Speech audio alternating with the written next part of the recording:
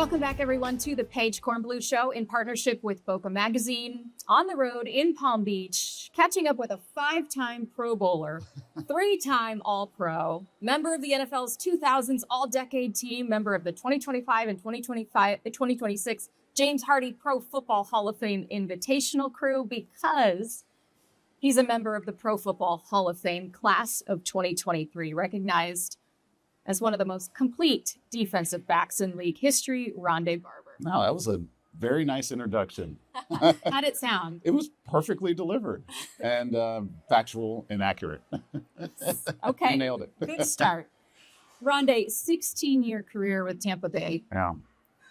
Only player in league history with at least 45 interceptions, 25 sacks. You hold the record for 215 consecutive starts at cornerback, helped lead Tampa to that 2002 championship season. Yes. Your football journey touches almost every level of the game.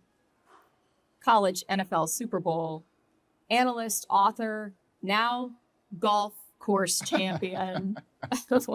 When you look back, how do you personally define your football journey? Well, it's funny that the way that you just mentioned it, and I would guess I could say all that other stuff led me to golf. First of all, getting drafted to Tampa helped that. But now, yes, I am very involved in golf, play a lot, general chairman of a PGA TOUR event.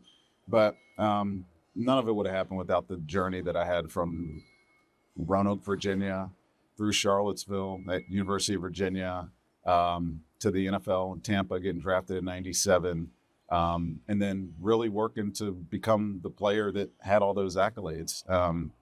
It wasn't ever easy. You know, I wasn't gifted my place in history, if you will. In fact, it was always a little bit of a struggle. But the struggle is probably the reason I am where I am today, and I embrace what I had to go through to get there. A lot of it was unique. When you look at the numbers, 45 and 25, 47 and 28, actually, I remember thinking that I would never get to that point, but yet we're here, and it got me into the Pro Football Hall of Fame. Congratulations. Thank you. It's got to be awesome to kind of pause and realize, you know, the enormity of that within the brotherhood. Yes. And you're one of those. 30,000 men have played professional football at some degree, and there's only 382 of us in the Pro Football Hall of Fame. That's pretty special. You realize how how rare it is to get to the point that I now find myself. But I wouldn't ever have said that I tried to get there. I just kind of kept going. You know, it's interesting. You know, you play sport growing up. We played a lot of sports. Tiki and I, my twin, played a lot of sports growing up, basically all of them. Wrestled in junior high, played basketball not very well, ran track, which was probably our first love, but eventually settled on football. And you just play to keep going. Like I never had the aspirations of being an NFL player, even in high school. I got to college. I don't know that I even thought about being a professional football player until I realized that the aptitude translated into the next level. And then everybody told us, you know what, you're probably good enough to play in the pros. And you get there, and, you know, that's another thing, getting there and then being good at it when you get there. And it was all the process. So I appreciate the journey that I took. Our mutual friend, your Tampa Bay Buck teammate from a few years back. Just a few years back. 28 to be exact. Yeah, Palm Beach County and Boca Raton native and All-American Greg Belisari. He told me, Rondé is the epitome of a successful person in any walk of life. He didn't realize immediate success and took that opportunity to learn, get better, and become a Hall of Famer. He's physically talented, but his intelligence and toughness are true rarities. That's a heck of a quote, Mr. Belisari. Isn't that beautiful? Yeah, it is. Well, I mean, toughness, loyalty, dedication, great words there to be surrounded by. Yeah.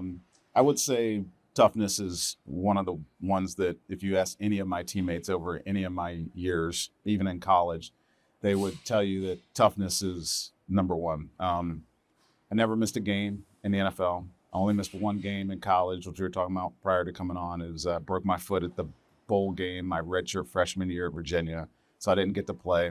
But there was many injuries across those, let's say, 19 years of me playing professional in college football that probably should have kept me out of playing a game, and I never let it do it.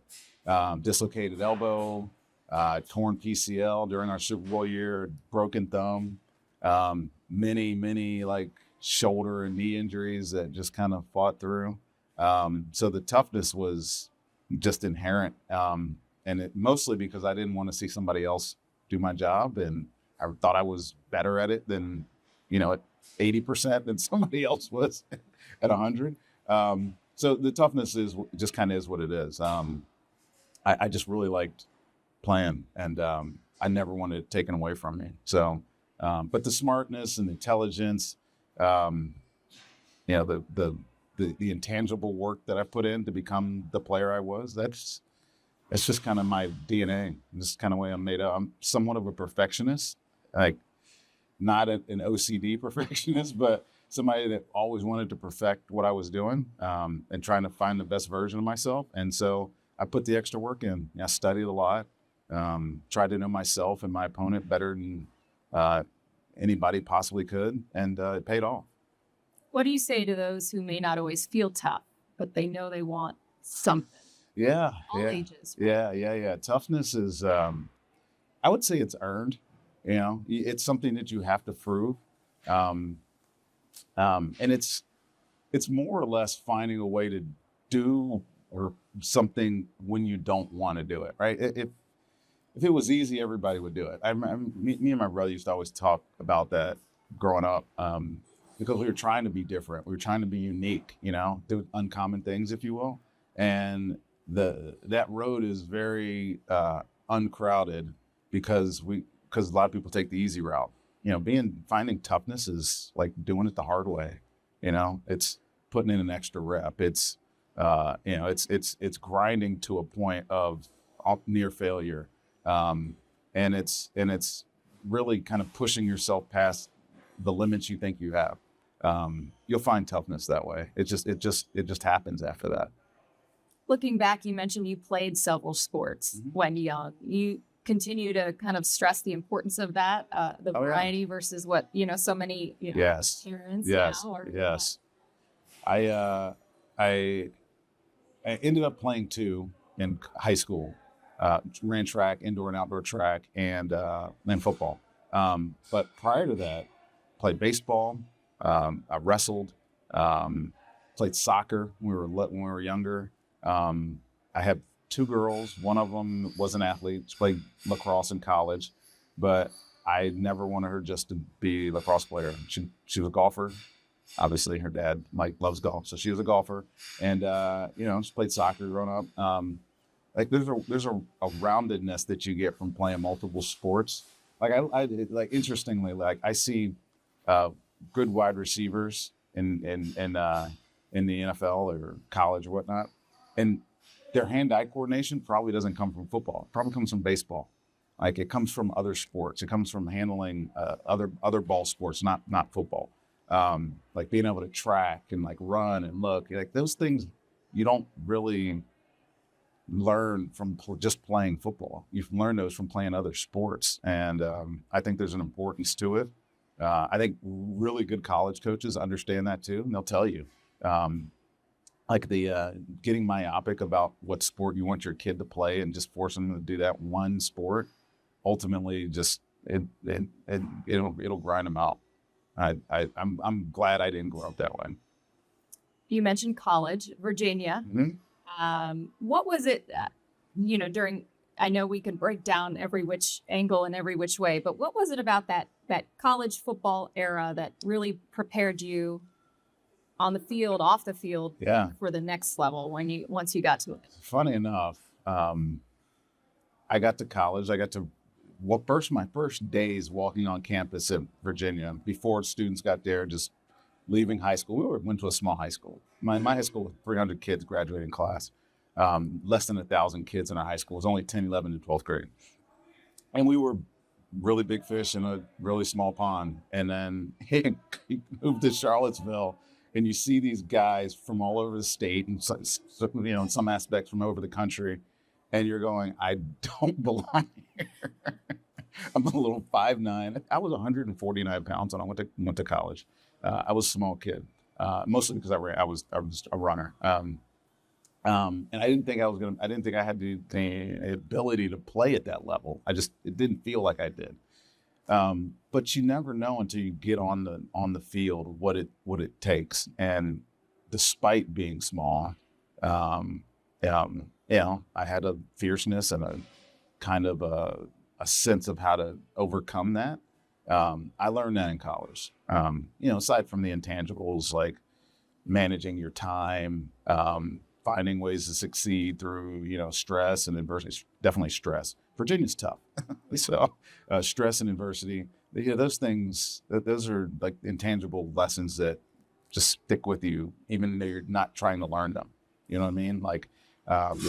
So I was fortunate that I went to a tough environment academically, but also a school that challenged me to thrive on the football field. I had the best of both worlds and found a way to overcome all of it. How do you look? I feel like college football is in such an interesting space right now, right? It's the combination of the continual tradition and excitement mixed with the mess that is what it is, right? Until we figure out more. Somebody will figure that out. Somebody smarter than us will figure out how to balance put that. On your TV analyst hat. Yeah. What do you say to the state of college football, right? Yeah. The hardest thing for me to understand about where it's at and where it's going is that, well, let me put it to you this way. If I was a high school kid right now and I was coming out of high school, knowing from what I just told you, I was a small kid, even though I was very athletic, I don't think I fit in. I don't think I fit right away. The way the portal moves, kids, way money influences where kids go. A kid that looked like me coming out of high school in 1997 in 2025 probably is not getting a whole lot of looks. I just don't feel like I'd have to go to a smaller school. I probably wouldn't have been on the radar of Virginia. And that's middle of the pack in terms of, Power 4 conference schools, right? I'll put it this way. I'm glad I came out when I came out. I wouldn't know if I'd want to have to navigate what's going on in college football right now. Is there a space for where it is? Yes. Think kids should be compensated. I don't like the way they're compensated and how much how they manage their assets, if that's a good way to say it. But there's a space for them to get what they're getting. It's just unfettered and out of control. It's tough to look at, to be honest with you. It's professional football on a smaller scale without the contracts to keep kids in place.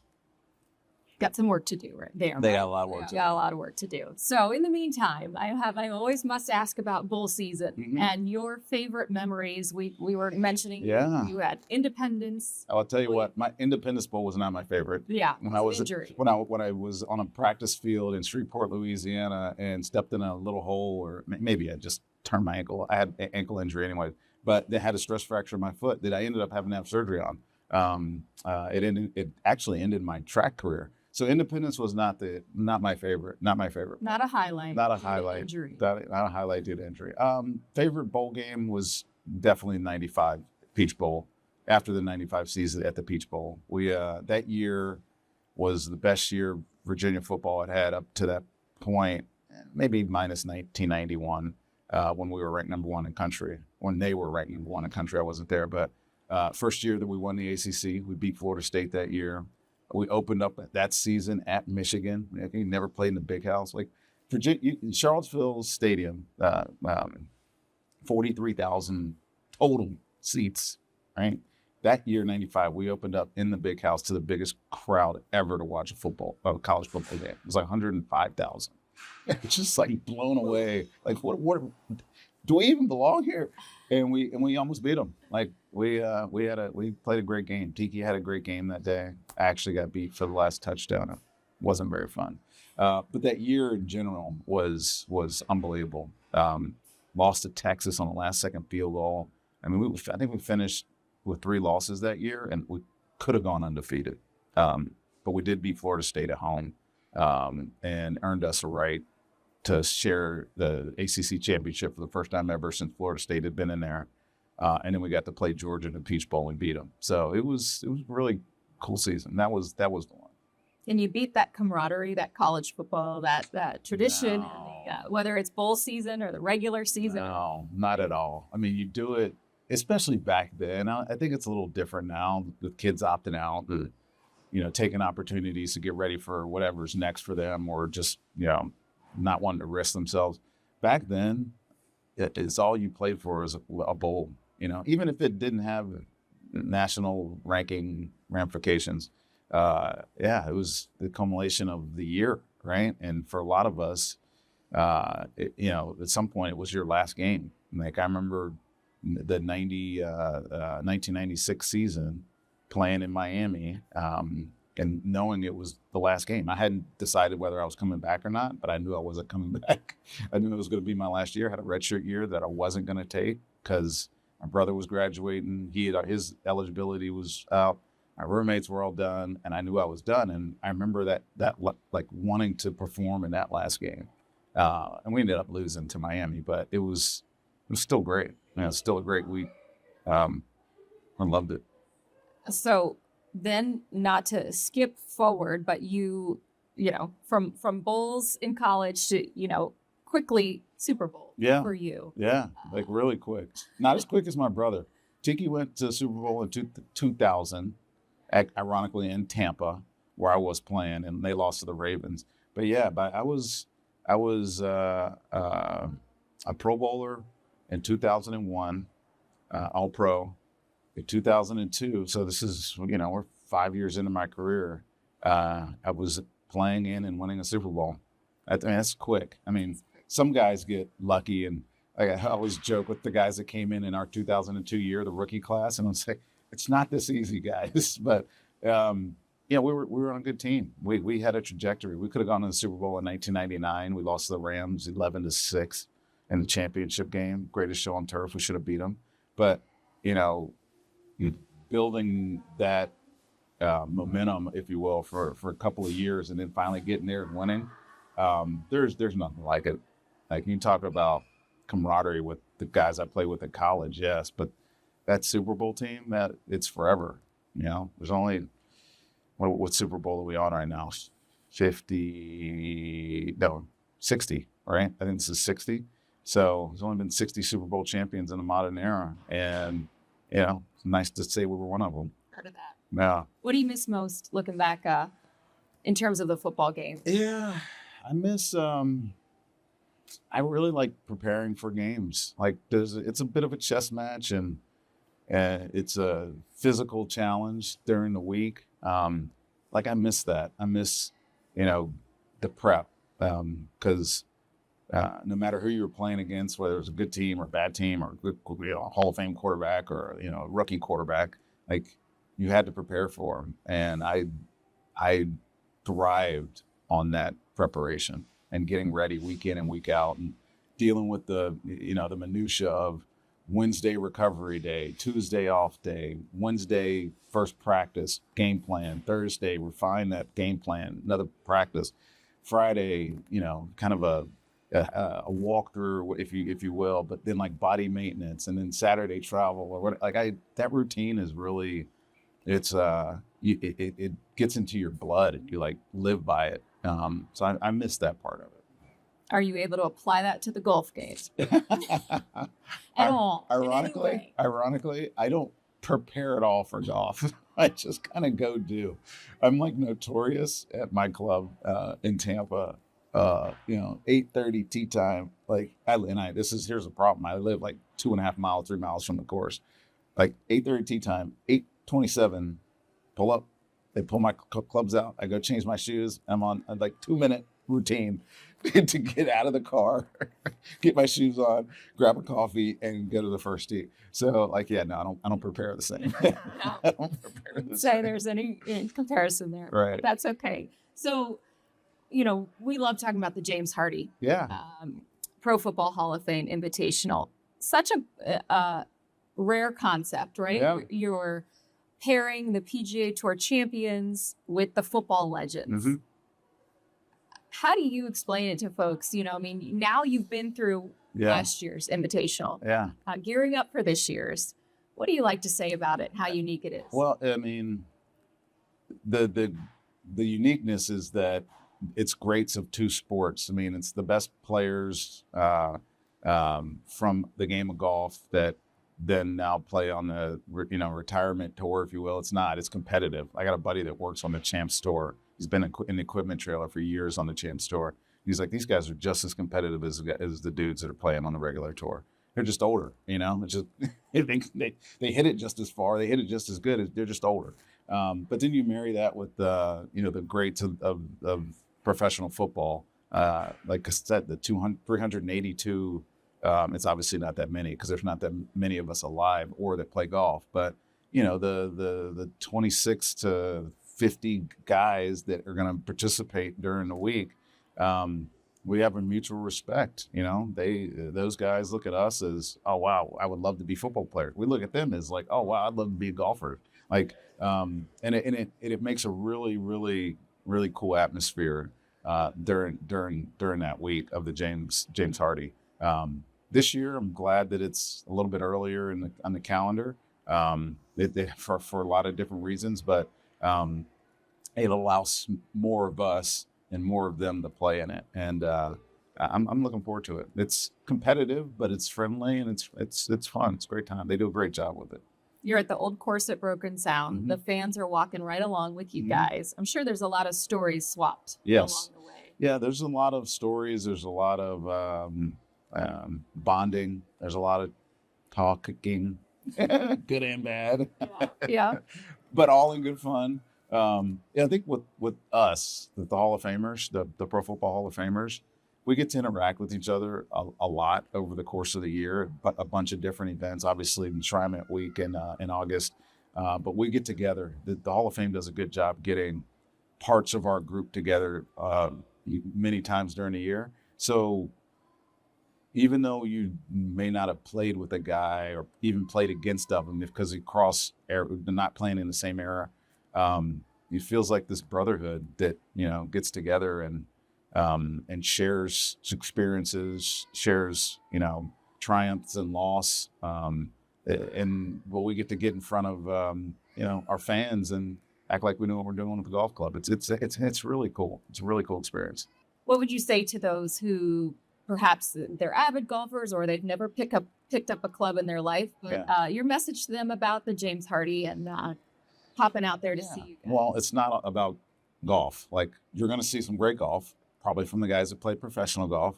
You're going to see some average golf, guys like me that play a lot of golf. You're going to see some bad golf from some of the Pro Football Hall of Famers who are just kind of out there because it's a great way to get together with our group. Golf tournaments, because I am in charge of one, aren't always about golf. They're about an event. Obviously, if it's part of the PGA Tour and the Champions Tour, it's somewhat about your donations to charity, to local community.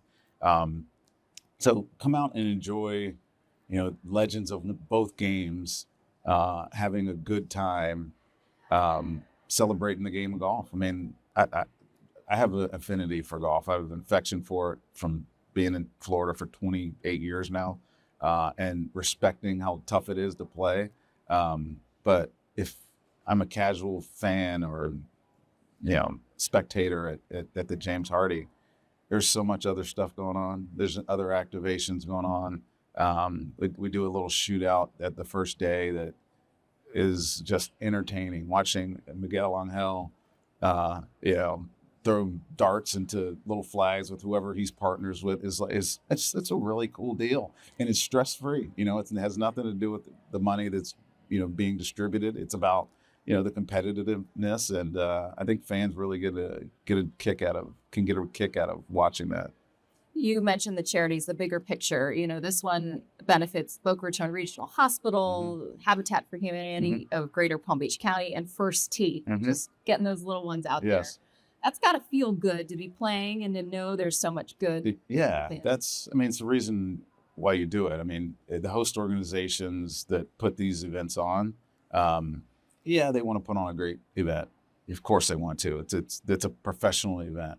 But the host organization's main goal is to drive dollars towards local charities. I know that because you have Habitat for Humanities that, put families in affordable homes. And that's not even really the case, because it's not really all about affordable housing. It's just about being able to afford a house. Cost of living.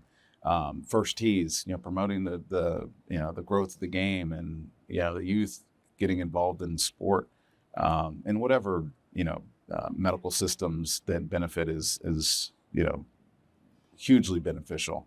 I think they gave close to 600,000 last year. Is that right? Yeah, that's for a champs event, and that kind of recreated itself. That's a huge number, and you don't do that without obviously some really good sponsors. James Hardie, thank you. You don't do that without local involvement from big and small companies that come and sponsor and support and show up, buy tickets. That really is reflective of the community at large, and the fact that they support it for a golf event is it's encouraging. It's what it's all about. Personally, Rondé, are there some organizations or projects that are close to your heart? By being the general chairman of Copperhead Charities, which is the host organization of the Valspar Championship, I've been around a lot. Our Habitat, our local Habitat, Habitat for Humanity, Tampa Bay Gulf side.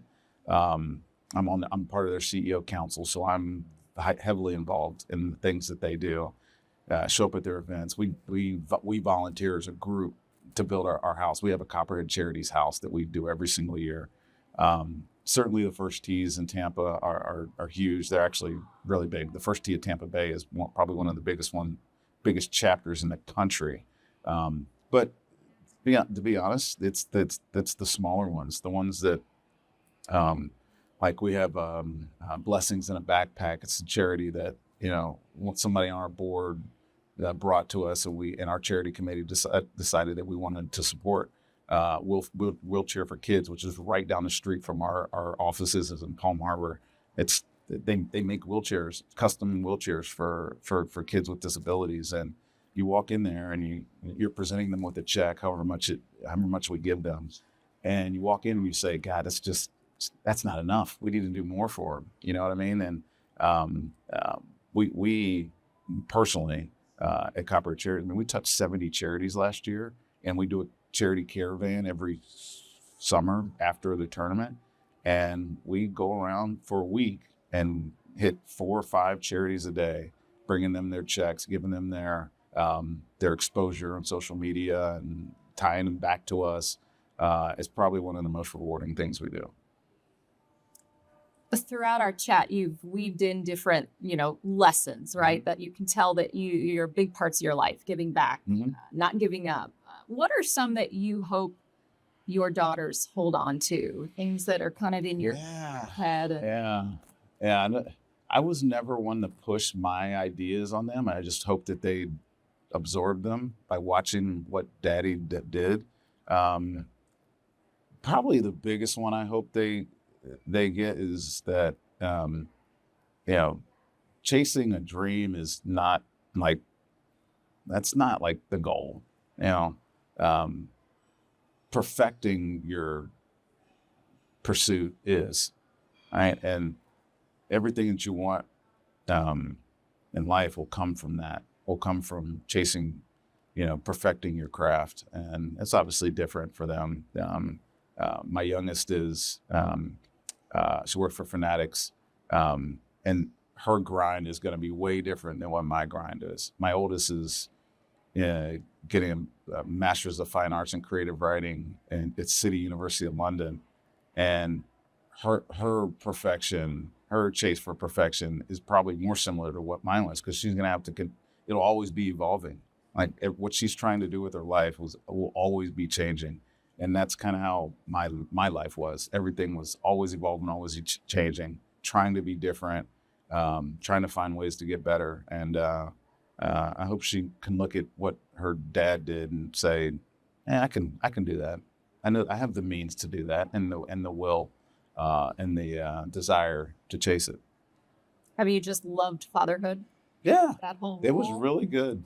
I mean, I can tell you this, Paige, at 50 years old now, I started young, because I got 23 and 22-year-old, started pretty young. I'm more happy that they're gone and chasing their own dreams, thriving in their own realm than being under our roof anymore. Did I love that part of it? Absolutely. But it's even better watching them go out on their own and find ways to succeed.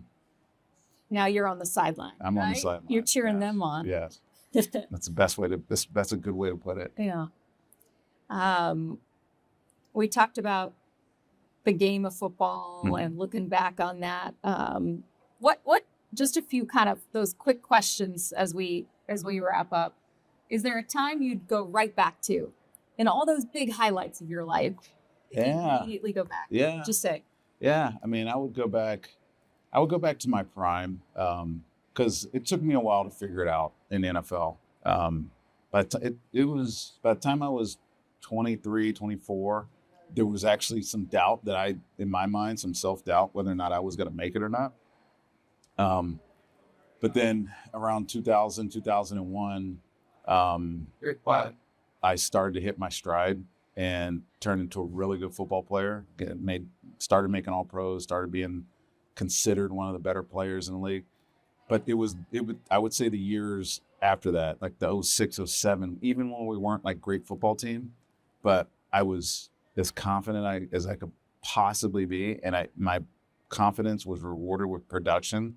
Was really fun. Like I knew exactly what I was doing. I knew how to make myself the best version of myself every single week. And it showed in my play. That was fun. It was just fun. I just enjoyed doing it.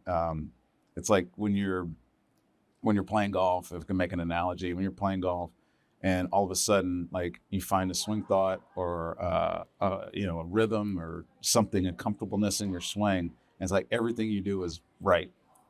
That's how like the middle of my career was. And I would go back to that right now. It was just so cool. What do you love about this current chapter? It's what do I love about it? The uncertainty. Yeah. You retire from one sport. I went to TV, like you said. I did work for Fox for 7 years. That kind of went away. And then you're left with what's next. Like the uncertainty of what's next is scary.